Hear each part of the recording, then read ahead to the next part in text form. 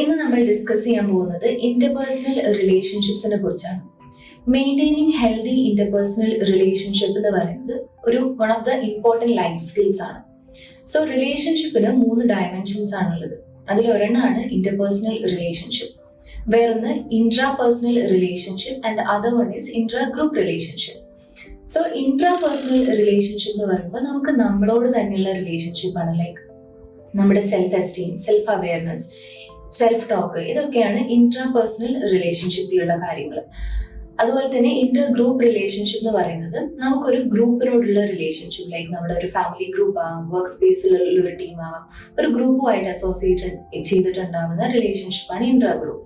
Coming to interpersonal relationship, നമുക്ക് എല്ലാവർക്കും അറിയാം, നമ്മൾ വേറൊരു വ്യക്തിയോ അല്ലെങ്കിൽ വ്യക്തികളോ ആയിട്ട് അസോസിയേറ്റ് ചെയ്യുമ്പോൾ ഉണ്ടാവുന്ന കണക്ഷനാണ് ഇന്റർപേഴ്സണൽ റിലേഷൻഷിപ്പ് എന്ന് പറയുന്നത്. It can be social, financial, physical, ഇങ്ങനെ എന്ത് കണക്ഷൻസ് ആണെങ്കിലും അത് അപ്പോഴാണ് ഒരു ഇന്റർപേഴ്സണൽ റിലേഷൻഷിപ്സ് ഫോം ചെയ്യുന്നത്. Okay, so interpersonal relationship different types ഉണ്ട്. നമുക്ക് എല്ലാവർക്കും അറിയാം, ഇപ്പോൾ നമ്മുടെ ഫാമിലി, അതുപോലെ തന്നെ നമ്മുടെ romantic relationship, friendship, brotherhood or sisterhood, professional setting, ഇതൊക്കെ നമ്മുടെ different types of interpersonal relationship ആണ്. Let's get more into it. Okay, now talking about romantic relationship. Romantic relationship എന്ന് പറയുമ്പോൾ നമ്മൾ ആ പാർട്ട്ണറുമായിട്ട് mind and body through connected ആകുമ്പോഴാണ് അവിടെ ഒരു റൊമാൻറ്റിക് റിലേഷൻഷിപ്പ് ഫോം ആവുന്നത്. ഫ്രണ്ട്ഷിപ്പ് ആണെങ്കിൽ ഇതിൽ നമ്മൾ ഫിസിക്കൽ അട്രാക്ഷൻ അല്ലെങ്കിൽ ആ ബോഡി എന്നുള്ള ഫാക്ടർ ഒഴിവായിട്ട് ഒരു ത്രൂ മൈൻഡ് മാത്രം നമ്മൾ ഫോം ചെയ്യുന്ന റിലേഷൻഷിപ്പാണ് ഫ്രണ്ട്ഷിപ്പ്. അവിടെ ഒരു ഇന്റിമസി മാത്രമേ വർക്ക്ഔട്ട് ആവുന്നുള്ളൂ. അവിടെ എന്തെങ്കിലും കൈൻഡ് ഓഫ് ഫിസിക്കൽ അട്രാക്ഷൻ ഉണ്ടാവാൻ പാടില്ല. ഇഫ് അറ്റ് ഓൾ അങ്ങനെ ഒരു അട്രാക്ഷൻ അല്ലെങ്കിൽ ഒരു പാഷൻ ഡെവലപ്പ് ആവാന്നുണ്ടെങ്കിൽ അത് റൊമാൻറ്റിക് റിലേഷൻഷിപ്പായി മാറി എന്നുള്ളതാണ്. പിന്നെ ഉള്ളതാണ് brotherhood.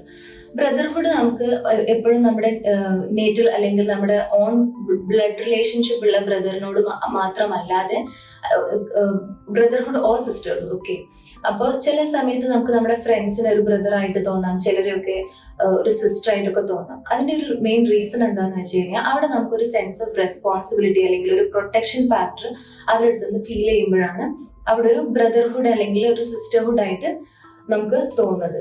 So it reflects A sense of responsibility and protection എന്നുള്ളതാണ്. കമ്മിങ് ടു ഫാമിലി റിലേഷൻഷിപ്പ് എന്ന് പറയുമ്പോൾ നമുക്കറിയാം, നമ്മുടെ ഫാമിലിയിലുള്ള ആൾക്കാരാണ് മദർ, ഫാദർ, നമ്മുടെ സിബ്ലിങ്സ് ഒക്കെ. പക്ഷെ ഒരു ഫാമിലി അവിടെ ഫോം ആവുന്നത് ഈ മെമ്പേഴ്സ് ഒക്കെ അവരുടെ റോള് പ്രോപ്പർ ആയിട്ട് സാറ്റിസ്ഫൈ ചെയ്യുമ്പോഴാണ്. നമ്മൾ പറഞ്ഞ പോലെ ജന്മം നൽകിയത് കൊണ്ട് മാത്രം അമ്മയാവില്ല എന്നുള്ള ഒരു കോൺസെപ്റ്റ് തന്നെയാണ് ഇവിടെയും വർക്ക് ആവുന്നത്. ഇപ്പൊ നമ്മുടെ ഹോമിന്റെ ഹൗസിന്റെ ഡിഫറൻസ് പറയാനുണ്ട്. ഹൗസ് എന്ന് പറയുന്നത് അതൊരു സ്ട്രക്ചർ ആണ്.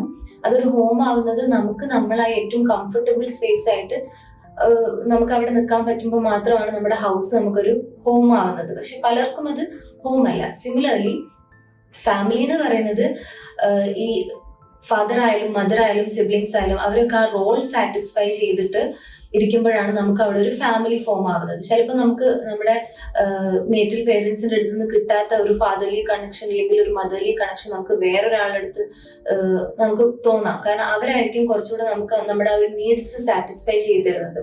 അപ്പൊ നമ്മുടെ ഫാമിലി ഫോം ആവുന്നത് വേറൊരു സ്ഥലത്താണ്. So that's about the family. And coming to professional relationship, ഇത് നമ്മൾ വളരെ ഇമ്പോർട്ടൻ്റ് ആയിട്ട് കൺസിഡർ ചെയ്യേണ്ട, മെയിൻറ്റെയിൻ ചെയ്യേണ്ട ഒരു റിലേഷൻഷിപ്പാണ്. ലൈക്ക് പലർക്കും ഇതിന്റെ ഒരു ബൗണ്ടറി അറിയില്ല. കമ്മിങ് ടു പ്രൊഫഷണൽ റിലേഷൻഷിപ്പ്, അവിടെ എന്താ പറയുന്നത്, it's very important to make sure that you maintaining a professional boundary with your colleagues. Like it doesn't mean that you have to be rude with them, പക്ഷേ it's important to be make sure that you're friendly with them, but it doesn't mean that again you have to be friends with them. It can sound a little complicated. ഒരാളോട് being friendly ആവുന്നതും അയാളുമായിട്ട് friends ആവുന്നതും തമ്മിൽ ഒരുപാട് differences ഉണ്ട്. Like നമുക്ക് ആരുമായിട്ടും friendly ആയിട്ട് ബിഹേവ് ചെയ്യാം. Like if I meet a stranger I can be friendly with that person. At the same time അയാളെ ഞാൻ ഫ്രണ്ട് ആക്കിക്കൊള്ളണമെന്നില്ല. സോ ഫ്രണ്ട്ഷിപ്പ് എന്ന് പറയുന്നത് എഗെയിൻ അവിടെ റിലേഷൻഷിപ്പ് ഫോം ചെയ്യുന്നതാണ്. ബീങ് ഫ്രണ്ട്ലി എന്ന് പറയുന്നത് it's a kind of mannerism that we show to a person. So ഇതൊക്കെയാണ് different types of relationships എന്ന് പറയുന്നത്. സോ ഇപ്പൊ നമ്മൾ പറഞ്ഞു, നമ്മളിപ്പോ ഡിഫറെന്റ് ടൈപ്സ് ഓഫ് റിലേഷൻഷിപ്പ് പറഞ്ഞു. പിന്നെ ഇന്ന് നമ്മൾ ഡിസ്കസ് ചെയ്യാൻ പോകുന്നത് എങ്ങനെയാണ് നമുക്കൊരു ഹെൽത്തി റിലേഷൻഷിപ്പ് സ്റ്റാർട്ട് ചെയ്യാൻ പറ്റുക, അത് എങ്ങനെയാണ് മെയിൻറ്റെയിൻ ചെയ്യാൻ പറ്റുക, ആൻഡ് ഇഫ് റിക്വയർഡ് എങ്ങനെയാണ് നമുക്കത് കൺസ്ട്രക്റ്റീവ്ലി എൻഡ് ചെയ്യാൻ പറ്റുക എന്നുള്ള ഫാക്ടേഴ്സ് ആണ് ഇന്ന് നമ്മൾ ഡിസ്കസ് ചെയ്യുന്നത്. അതിൽ ഒരു റിലേഷൻഷിപ്പ്, ഒരു ഹെൽത്തി റിലേഷൻഷിപ്പ് സ്റ്റാർട്ട് ചെയ്യാൻ വേണ്ടിയിട്ട് ഏറ്റവും ഇമ്പോർട്ടൻ്റ് ആയിട്ട് നമുക്ക് വേണ്ട ഒരു കാര്യമാണ് സെൽഫ് അവയർനെസ് എന്ന് പറയുന്നത്. അതുപോലെ തന്നെ ഇഫക്റ്റീവ് കമ്മ്യൂണിക്കേഷൻ. സെൽഫ് അവയർനെസ് കൊണ്ട് ഉദ്ദേശിക്കുന്നത് ഒരു റിലേഷൻഷിപ്പ് സ്റ്റാർട്ട് ചെയ്യുമ്പോൾ നമ്മൾ എന്താണ് ആ റിലേഷൻഷിപ്പ് കൊണ്ട് ഉദ്ദേശിക്കുന്നത്, നമുക്ക് എന്താണ് നമ്മുടെ need out of that relationship എന്നുള്ളതിനെ കുറിച്ച് നമുക്കൊരു ക്ലാരിറ്റി വേണം. അതുപോലെ തന്നെ നമുക്ക് നമ്മുടെ ഒരു കമ്മിങ് ടു റിലേഷൻഷിപ്പ്, ആ റിലേഷൻഷിപ്പ് മെയിൻറ്റെയിൻ ചെയ്യാൻ വേണ്ടിയിട്ട് നമുക്ക് നമ്മുടേതായിട്ടുള്ള സ്ട്രെങ്സും വീക്ക്നെസ്സും ഒക്കെ ഉണ്ടാവും. അപ്പൊ ഇത്രയും കാര്യങ്ങളെ കുറിച്ച് നമുക്കൊരു ധാരണ ഉണ്ടായിരിക്കണം ഒരു റിലേഷൻഷിപ്പ് തുടങ്ങുന്നതിന്റെ മുന്നേ. അതുപോലെ തന്നെ ഇഫക്റ്റീവ് കമ്മ്യൂണിക്കേഷൻ എന്ന് പറയുമ്പോൾ പലപ്പോഴും പല ആളുകൾക്കും എങ്ങനെയാണ് ഒരു റിലേഷൻഷിപ്പ് സ്റ്റാർട്ട് ചെയ്യേണ്ടതെന്നോ എന്താ സംസാരിക്കേണ്ടതെന്നോ എങ്ങനെയാണത് തുടങ്ങേണ്ടതെന്നോ ഒന്നും അറിയില്ല. ഇഫക്റ്റീവ് കമ്മ്യൂണിക്കേഷൻ എന്ന് പറയുമ്പോൾ നമ്മൾ എസ്പെഷ്യലി ഒരു റിലേഷൻഷിപ്പ് സ്റ്റാർട്ട് ചെയ്യാന്നുണ്ടെങ്കിൽ അവിടെ നമ്മൾ ഏറ്റവും ഇമ്പോർട്ടൻ്റ് ആയിട്ട് ഒരു സ്റ്റാർട്ടിംഗ് പോയിന്റ് എന്ന് പറയുന്നത് ഗ്രാജുവൽ സെൽഫ് ഡിസ്ക്ലോഷർ ആണ്.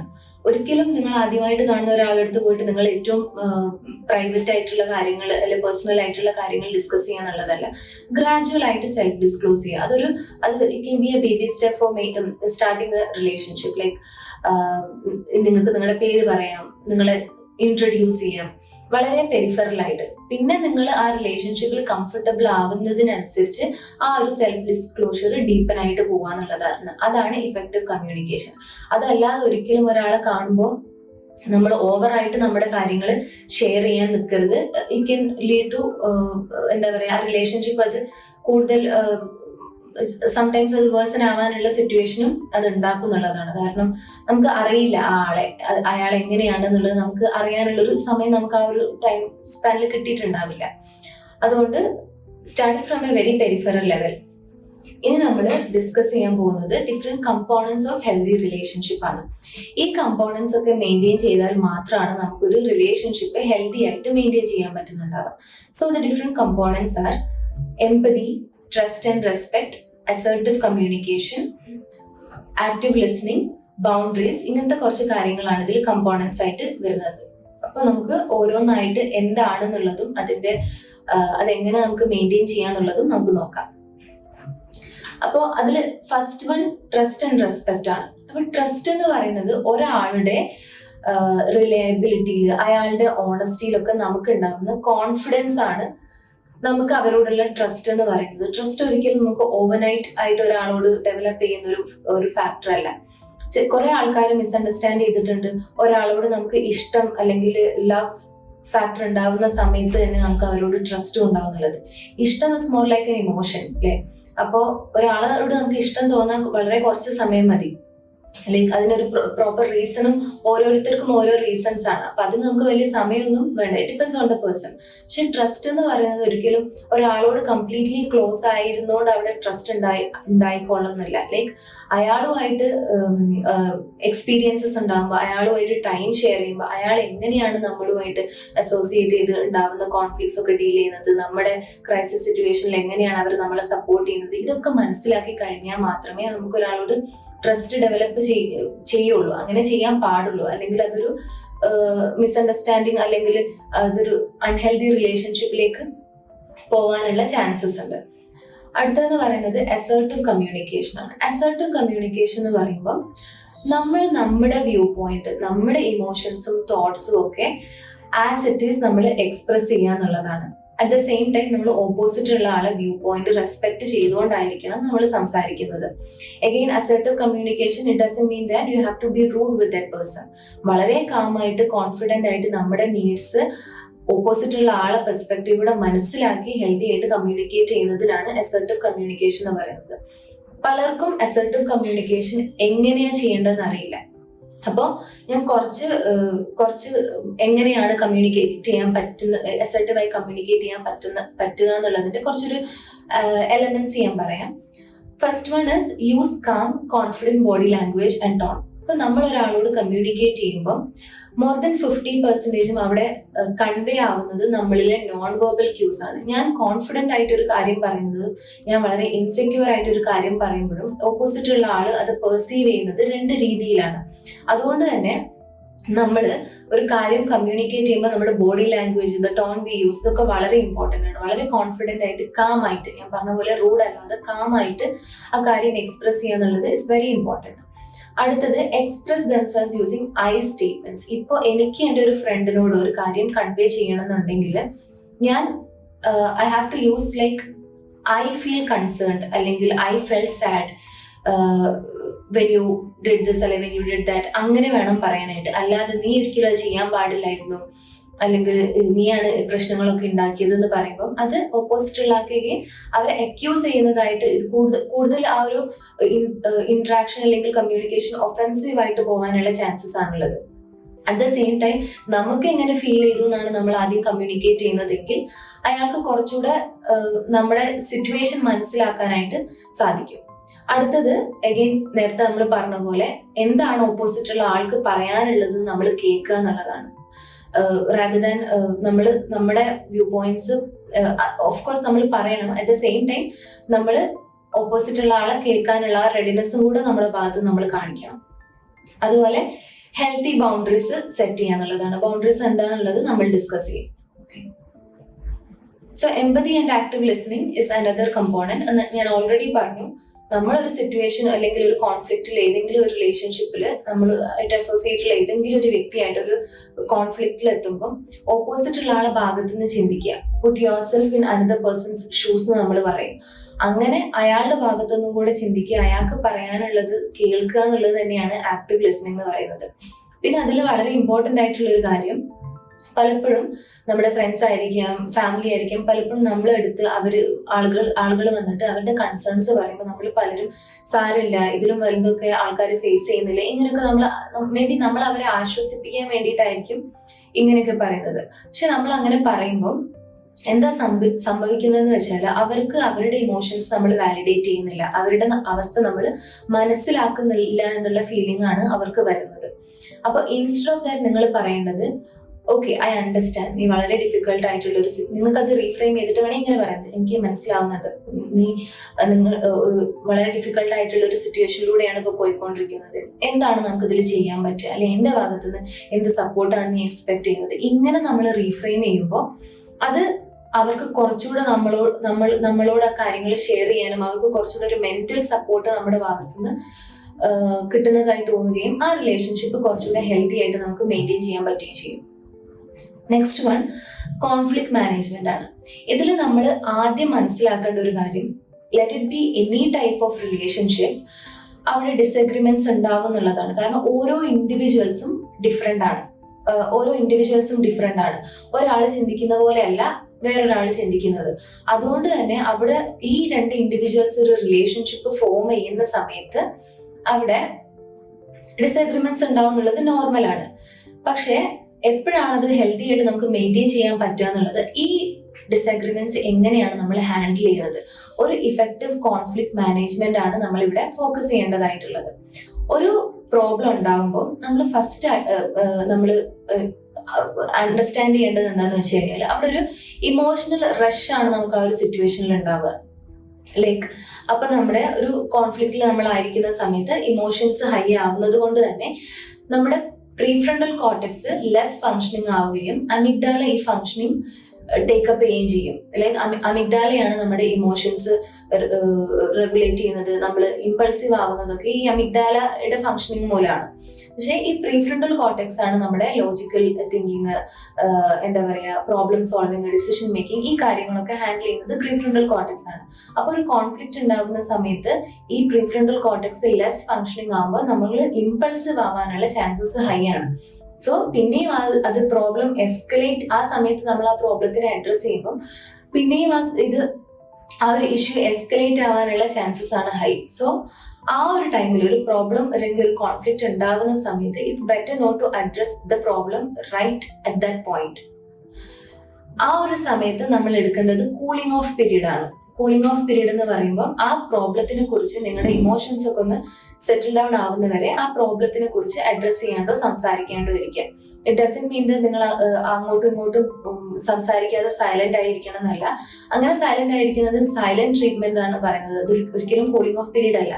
സൈലന്റ് ട്രീറ്റ്മെന്റ് ആകുമ്പോൾ എഗെയിൻ നിങ്ങളുടെ ഇടയിലുള്ള ഒരു ഗ്യാപ്പ് കൂടാനും പ്രോബ്ലംസ് കുറച്ചുകൂടെ വേഴ്സൺ ആവാനുള്ള സിറ്റുവേഷൻ ഉണ്ട്. കൂളിംഗ് ഓഫ് പീരീഡ് എന്ന് പറയുന്നത് ഈ ഒരു സമയത്ത് നിങ്ങളുടെ ഇടയിൽ ഒരു നോർമൽ കോൺവെർസേഷൻസ് എപ്പോഴും ഉണ്ടായിരിക്കണം.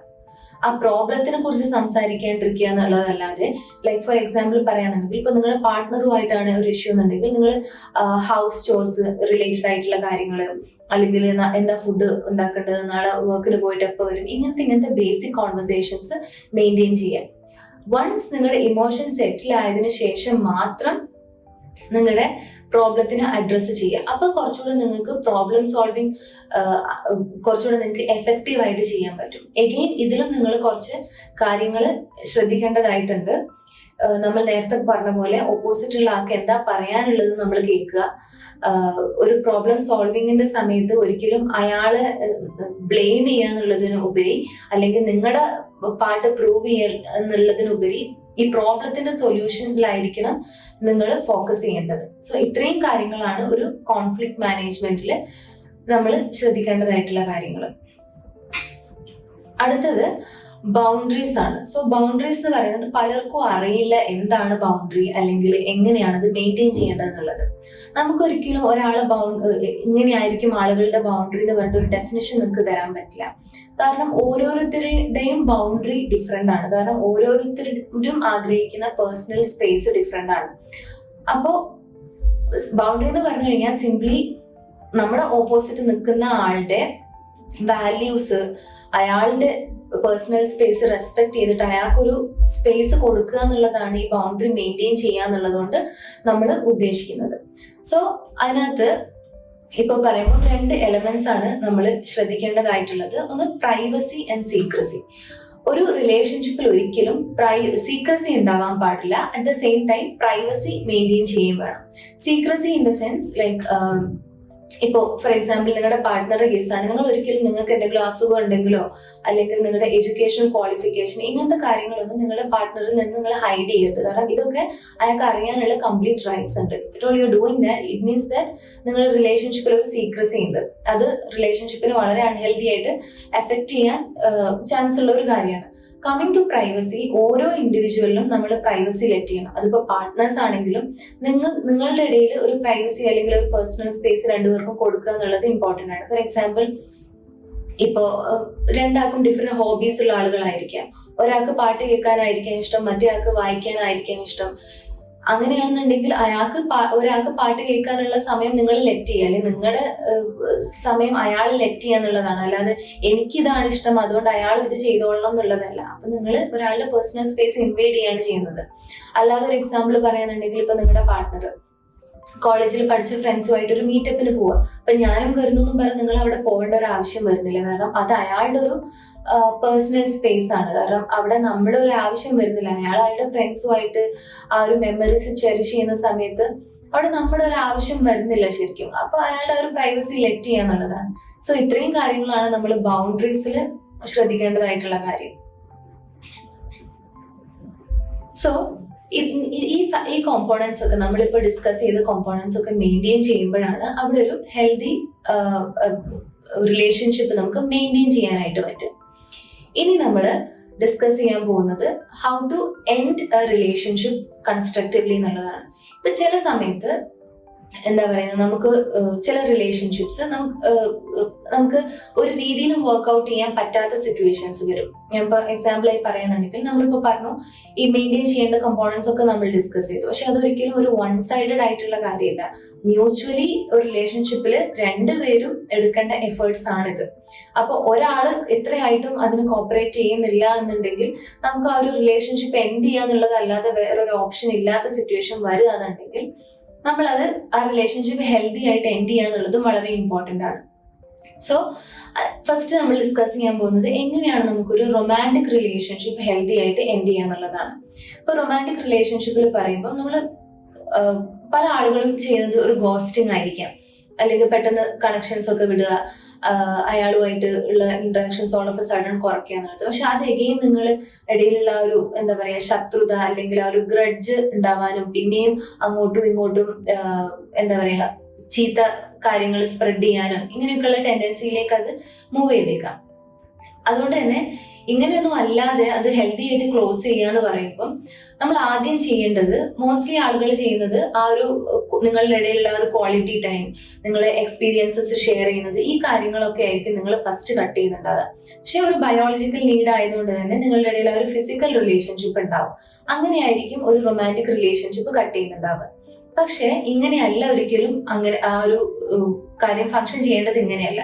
ഫസ്റ്റ് നിങ്ങളുടെ ഇടയിലുള്ള ഒരു ഫിസിക്കൽ റിലേഷൻഷിപ്പ് ആണ് നിങ്ങൾ കട്ട് ചെയ്യേണ്ടത്. അതിനുശേഷം ഗ്രാജുവലി മെല്ലെ സമയം എടുത്തിട്ടാണ് നിങ്ങളുടെ ഇടയിലുള്ള ആ ഒരു ക്വാളിറ്റി ടൈം അല്ലെങ്കിൽ ആ ഒരു ഇന്റിമസി എലമെന്റ് നിങ്ങൾ കട്ട് ചെയ്യേണ്ടത്. കാരണം അങ്ങനെ അല്ല എന്നുണ്ടെങ്കിൽ ഓപ്പോസിറ്റ് ഉള്ള ആൾക്ക് നിങ്ങൾ അവരെ യൂസ് ആയിരുന്നു എന്നുള്ള ഒരു തോട്ട് വരാനും, ഞാൻ നേരത്തെ പറഞ്ഞ പോലെ അത് കുറച്ചുകൂടി പേഴ്സൺ ആവാനുള്ള ചാൻസസ് കൂടുതലാണ്. Coming to a brotherhood sisterhood relationship, നമ്മൾ നേരത്തെ പറഞ്ഞ ഒരു റെസ്പോൺസിബിലിറ്റി ഒരാൾ നമ്മളിൽ എടുക്കുമ്പോഴാണ് നമുക്ക് ആ ഒരു കൈൻഡ് ഓഫ് റിലേഷൻഷിപ്പ് അവിടെ ഫോം ആകുന്നത്. അങ്ങനത്തെ ഒരു റിലേഷൻഷിപ്പാണ് നമുക്ക് ബ്രേക്ക് ചെയ്യേണ്ടതുണ്ടെങ്കിൽ നമ്മൾ നമ്മുടെ കാര്യങ്ങൾ സ്വന്തം ചെയ്തു തുടങ്ങുക, അയാളിൽ ഡിപ്പെൻഡന്റ് ആവാതെ ഇൻഡിപെൻഡന്റ് ആയിട്ട് കാര്യങ്ങൾ ചെയ്തു തുടങ്ങുക എന്നുള്ളതാണ് ആ ഒരു റിലേഷൻഷിപ്പ് ഹെൽത്തി ആയിട്ട് കട്ട് ചെയ്യാൻ നമുക്ക് ചെയ്യാൻ പറ്റുന്ന കാര്യം. അടുത്തത് ഫ്രണ്ട്ഷിപ്പാണ്. ഫ്രണ്ട്ഷിപ്പ് നമ്മൾ പറഞ്ഞ പോലെ ഇന്റിമസിയാണ് ഒരു ഫ്രണ്ട്ഷിപ്പിൽ മെയിൻ ആയിട്ട് വർക്ക്ഔട്ട് ചെയ്യുന്ന ഒരു ഫാക്ടർ എന്ന് പറയുന്നത്. അപ്പോൾ again all of A sudden ഈ റിലേഷൻഷിപ്പ്, ഞാനിപ്പോൾ പറഞ്ഞ ഏത് ടൈപ്പ് ഓഫ് റിലേഷൻഷിപ്സ് ആണെങ്കിലും വളരെ സ്ലോ ആയിട്ട് മാത്രം നമ്മൾ റിലേഷൻഷിപ്പ് അത് പുറത്തേക്ക് വരിക. ഒരിക്കലും നമ്മൾ ഇമ്മീഡിയറ്റ് ആയിട്ട് അതിന് ഗോസ്റ്റ് ചെയ്യുക അല്ലെങ്കിൽ ഒരു ഓവർനൈറ്റ് ആയിട്ട് അതിന് ഡിസപ്പിയർ ചെയ്യുക ചെയ്യരുത്. അത് ഓപ്പോസിറ്റ് ഉള്ള ആൾക്ക് ഉണ്ടാക്കുന്ന ഒരു ഇമോഷണൽ ഡാമേജ് വലുതായിരിക്കും. അപ്പോൾ ഫ്രണ്ട്ഷിപ്പിൽ വരുമ്പോൾ നിങ്ങൾക്ക് നിങ്ങളുടെ മീറ്റപ്സ് കുറയ്ക്കാം, നിങ്ങളുടെ ടെക്സ്റ്റുകൾ ഉണ്ടെങ്കിൽ നിങ്ങൾ ടെക്സ്റ്റ് ചെയ്യുന്ന ആളുകളാണെങ്കിൽ ആ ടെക്സ്റ്റിന്റെ ഫ്രീക്വൻസി കുറയ്ക്കാം. ഇങ്ങനെയൊക്കെ മെല്ലെ ഒരു റിലേഷൻഷിപ്പിൽ നിന്ന് പുറത്തേക്ക് വരിക എന്നുള്ളതാണ്. സോ ഇത്രയും കാര്യങ്ങളാണ് ഒരു റിലേഷൻഷിപ്പ് കൺസ്ട്രക്റ്റീവ് ആയിട്ട് എൻഡ് ചെയ്യാൻ നിങ്ങൾ ശ്രദ്ധിക്കേണ്ട കാര്യങ്ങൾ. ഇപ്പൊ നമ്മൾ എങ്ങനെ ഒരു റിലേഷൻഷിപ്പ് നമുക്ക് സ്റ്റാർട്ട് ചെയ്യാം, എങ്ങനെ എൻഡ് ചെയ്യാം, എങ്ങനെ മെയിൻറ്റെയിൻ ചെയ്യാം, ഇഫ് റിക്വയർഡ് എങ്ങനെ എൻഡ് ചെയ്യാം എന്നുള്ള കാര്യങ്ങളൊക്കെ നമ്മൾ ഡിസ്കസ് ചെയ്തു. ഇനി നമുക്ക് ഇമ്പോർട്ടൻ്റ് ആയിട്ട് ഉള്ളൊരു കാര്യമാണ്, നമ്മൾ അവെയർ ആയിരിക്കേണ്ട ഒരു കാര്യമാണ് റിലേഷൻഷിപ്പ് വെബ് എന്ന് പറയുന്നത്. ഒരു ഡൺബാർ മോഡൽ എന്ന് പറയും. റോബർട്ട് ഡൺബാർ എന്ന് പറഞ്ഞിട്ടുള്ള ഒരു ആന്ത്രപ്പോളജിസ്റ്റ് ആണ് ഈ ഒരു മോഡൽ ഇൻട്രൊഡ്യൂസ് ചെയ്തത്. ഇതിനകത്ത് പറയുന്നത് നമ്മുടെ ഇന്റർപേഴ്സണൽ റിലേഷൻഷിപ്പ് പല ലെയേഴ്സ് ആയിട്ടാണ് നമ്മൾ മെയിൻറ്റെയിൻ ചെയ്യേണ്ടത്. നമ്മൾ എല്ലാവരെയും ഒരുപോലെയല്ല കാണേണ്ടത്. അത് നമുക്ക് ഒരു ലെയേഴ്സ് നമ്മൾ മെയിൻറ്റെയിൻ ചെയ്യണം. അതിൽ ഫസ്റ്റ് ലെയർ എന്ന് പറയുന്നത് ക്ലോസ് ഇമോഷണൽ ബോണ്ട്സ് ആണ്. അതിൽ മിനിമം അപ്രോക്സിമേറ്റ്ലി നമുക്കൊരു 5 പേരെങ്കിലും ഉണ്ടായിരിക്കണം. ആൻഡ് അത് നമ്മുടെ ഡീപ്പ് ഇന്റിമേറ്റ് കണക്ഷൻസ് ആണ്. നെക്സ്റ്റ് ലെയർ എന്ന് പറയുന്നത് ഡീപ്പ് സപ്പോർട്ടീവ് കണക്ഷൻ. അത് ഒരു 15 പേരെങ്കിലും ഉണ്ടായിരിക്കണം. They are the people you rely on regularly. Third layer എന്ന് പറയുന്നത് നമ്മുടെ റെഗുലർ സോഷ്യൽ കോണ്ടാക്ട്സ് ആണ്. ഒരു 50 പേരെങ്കിലും അതിനകത്ത് ഉണ്ടായിരിക്കണം. Friends you interact with occasionally, നമ്മുടെ വാട്സപ്പ് ഗ്രൂപ്പുകളിലും നമ്മുടെ ക്ലാസ്മേറ്റ്സ് നമ്മുടെ കൂടെ പഠിച്ചവര്, ഈ ഒരു കണക്ഷൻസ് ഒക്കെ ഈ ഒരു 50 വരുന്ന കണക്ഷൻസ് ആണ്. അടുത്തത് പീപ്പിൾ യു നോ, അതൊരു 150 ആയിരിക്കണം. ലൈക്ക് പീപ്പിൾ യു നോ എന്ന് പറയുമ്പോൾ എക്സാമ്പിൾ പറയാന്നുണ്ടെങ്കിൽ നമ്മളിപ്പോ ഷോപ്പിലൊക്കെ ഇപ്പോൾ നമ്മൾ സ്ഥിരമായിട്ടൊരു ഷോപ്പിലൊക്കെ പോകുന്നുണ്ടെങ്കിൽ അവിടെയുള്ള ഷോപ്പ് കീപ്പറിനെ നമുക്ക് സ്ഥിരമായിട്ട് നമുക്ക് അറിയാം അവരെ. ഐ മീൻ ഫേസ് നമ്മൾ ഐഡന്റിഫൈ ചെയ്യും, മേ ബി നമ്മൾ ചിരിക്കും, അല്ലാതെ നമുക്ക് അവരെ പറ്റി കൂടുതലൊന്നും അറിയില്ല. അതാണ് ഈ ലെയറിൽ വരുന്നത്. അടുത്ത ലെയർ എന്ന് പറയുന്നത് സ്ട്രേഞ്ചേഴ്സ് ആണ്. Obviously strangers. അപ്പോൾ ഇത്രയും ലെയേഴ്സ് ആയിട്ട് നമ്മൾ നമ്മുടെ റിലേഷൻഷിപ്പ് മെയിൻറ്റെയിൻ ചെയ്യുക എന്നുള്ളത് ഇമ്പോർട്ടൻ്റ് ആണ്. എന്നാൽ മാത്രമേ നമുക്ക്, ചിലർക്ക് ഈ ഫസ്റ്റത്തെ 2 ലെയർ മാത്രമേ ഉണ്ടാവുള്ളൂ, അല്ലെങ്കിൽ ചിലർക്ക് ഫസ്റ്റത്തെ 2 ലെയർ ഉണ്ടാവില്ല. അപ്പൊ ഈ ലെയേഴ്സ് ഉണ്ടാവുമ്പോഴാണ് നമുക്ക് ആ ഒരു റിലേഷൻഷിപ്പ് എന്താ പറയാ, നമ്മുടെ റിലേഷൻഷിപ്സ് ഇൻ ജനറൽ നമുക്ക് പ്രോപ്പർ ആയിട്ട് മെയിൻറ്റെയിൻ ചെയ്യാൻ കഴിയും. ലൈക്ക് ഈ ഒരു ഫസ്റ്റ് 5 നമ്മൾ പറഞ്ഞ ഈ ഡീപ്പ് കണക്ഷൻസിലുള്ള ഈ 5 ആളിൽ നിന്നും ഇൻ കേസ് നമുക്ക് ഒരാളെ ലൂസ് ആവുകയെന്നുണ്ടെങ്കിൽ നമ്മൾ നെക്സ്റ്റ് ലെയറിനായിരിക്കണം അതിലേക്ക് ഒരാൾ എടുക്കുന്നത്. അല്ലാതെ ഒരിക്കലും ഒരു സ്ട്രേഞ്ചറിനെ നിങ്ങൾ ഒരിക്കലും നിങ്ങളുടെ ഡീപ്പസ്റ്റ് കണക്ഷൻസിലേക്ക് കൊണ്ടുവരരുത്. അതുകൊണ്ടാണ് ഈ ലെയേഴ്സ് മെയിൻറ്റെയിൻ ചെയ്യുന്നത് ഇമ്പോർട്ടൻ്റ് ആണെന്ന് പറയുന്നത്. ഇങ്ങനെ അതുപോലെ തന്നെ ഈ ലെയറിലുള്ള ആളുകൾ നമുക്ക് ചിലപ്പോൾ മാറിക്കൊണ്ടിരിക്കും, which is okay like in a way it has to be like that. Because നിങ്ങൾക്ക് ഒരു 5 വർഷം മുന്നേ ഉള്ള ഈ ഒരു ലെയർ ആണ് ഇപ്പോഴും ഉള്ളതെന്ന് വെച്ച് കഴിഞ്ഞാൽ നിങ്ങൾ പുതിയ റിലേഷൻഷിപ്സ് ഫോം ചെയ്യുന്നില്ല എന്നാണ് അതിൽ നമ്മൾ മനസ്സിലാക്കുന്നത്. അപ്പൊ ഒരിക്കലും അങ്ങനെ ആവരുത്. നമ്മൾ എപ്പോഴും ഓപ്പൺ ആയിരിക്കണം, നല്ലത് എടുക്കാനും വേണ്ടാത്തത് കളയാനും ഉള്ള ഒരു അസർട്ടീവ്നെസ് അല്ലെങ്കിൽ ആ ഒരു ചോയ്സ് നമുക്ക് എപ്പോഴും ഉണ്ടായിരിക്കണം എന്നുള്ളതാണ്. അപ്പോൾ ഒരു healthy relationship, interpersonal relationship maintain ചെയ്യാൻ വേണ്ടിയിട്ട് ഇത്രയും കാര്യങ്ങളാണ് നമ്മൾ ശ്രദ്ധിക്കേണ്ടതായിട്ടുള്ളത്.